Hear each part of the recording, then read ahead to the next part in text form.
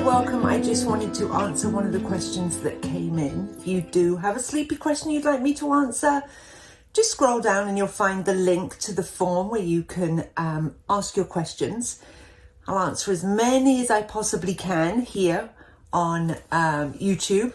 And then you can also find me on Facebook, where the last Tuesday of the month, I do a live Q&A. So you can always find me there. You can find the link to that as well below. But this question this week came in from, I'm going to call her S, and she was feeling overwhelmed with how to fix sleep. How can she fix sleep? Because she's had so much to figure out and she's completely overwhelmed. And I get it. A lot of us feel that way when we're looking to making changes with sleep, or when we're looking at making changes with sleep with an infant or with a toddler. It's a lot that we need to be looking at, because we need to be looking at falling asleep at nap time, maybe extending the naps out, and your child may be having 1 nap a day, or they may be having 4 naps a day. And that's a lot of time during the day that we've got to figure out. And then we have the beginning of the night, and then we have during the night, we have to figure out feeds during the night, wake-ups that are not due to hunger, early morning wake-ups maybe, and that's a lot of our day, and we're having to fix sleep, and it's then more than half of the day, and it can just feel really overwhelming because there's a lot to figure out. And a lot of times that just leads to paralysis, and we do then absolutely nothing because we just don't know where to start. Now, if you are at the point where trying to be proactive and you're trying to start making some changes, or you really are at the point where you've got to make some changes, start with really small steps. It is never, ever really big. You don't ever have to jump in with both feet.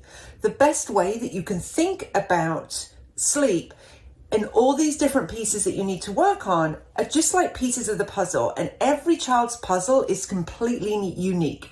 This will depend a little bit on their sleep personality. You can find the quiz for my sleep personality quiz. Scrolling down again, you can find the quiz, because that's going to determine the size of your puzzle pieces. If your child is more laid back, easygoing, they have bigger pieces. If your child is a bit more shy, or they have more of an intense sleep personality, then you have smaller puzzle pieces. And with these puzzle pieces, there's lots of different bits. So with a laid back child, you may be able to work on your nap time routine, nighttime routine, daily routine, and work all of those things in one go, and it then have a positive impact. But with a child who's a little bit more shy or a little bit more intense, or if you're just feeling quite overwhelmed, you may just work on one aspect, a nap time routine. You may then move on to the next step of working on finding the perfect time for your child. Then a nighttime routine. All these little pieces of the puzzle, getting those all in place are going to improve sleep. They will, but it's not going to be suddenly introducing a nap time routine. Your child's going to suddenly be napping for an hour and a half and sleeping for 12 hours at night. That's not going to happen.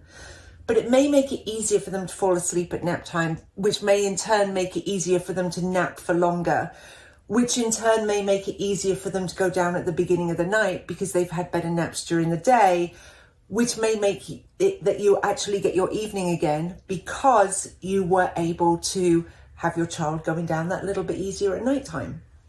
So all these little things, all the little steps that you want to work on can have a really, really positive impact on sleep before you're even thinking about doing any of the sleep training. I like to not do sleep training if at all possible.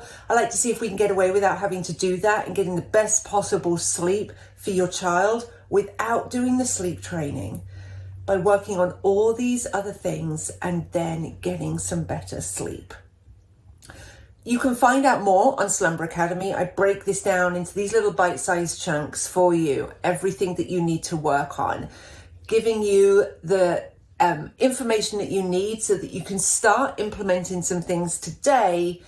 Fingers crossed you'll start getting some better sleep tonight. So join me in Slumber Academy and I can share with you each of these steps that you need to take to help improve your child's sleep. I'll see you in the next Q&A. If you do have a question, you can always submit that on the form below. Take care.